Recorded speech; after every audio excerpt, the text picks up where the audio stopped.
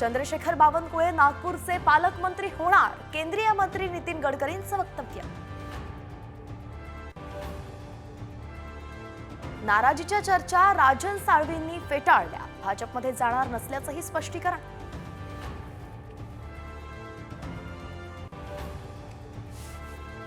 राज्यात पुढील 4 दिवसांत थंडीचा जोर वाढणार, तापमानातील चढउतारामुळे आरोग्याच्या समस्या उद्भवण्याचीही शक्यता.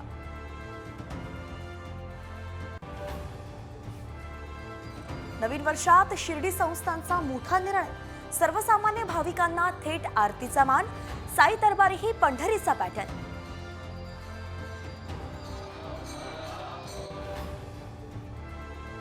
पीक विमा योजना आणि डीएपी खत अनुदानाला मान्यता, केंद्र सरकारकडून शेतकऱ्यांसाठी महत्त्वाची घोषणा.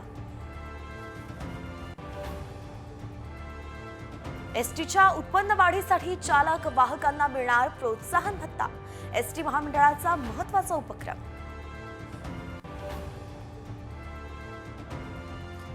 एमपीएससीची 2 फेब्रुवारीला परीक्षा, वयोमर्यादा वाढवल्यामुळे अपात्र उमेदवारांना पुन्हा अर्ज करण्याची संधी.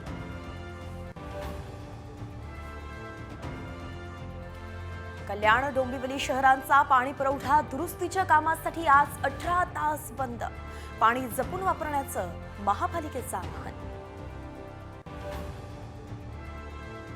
बीएमसीनं बांधकामावरती बंदी घातल्यानं हवेच्या गुणवत्तेत सुधारणा, खराब हवा गुणवत्ता निर्देशांक समाधानकारक पातळीवर.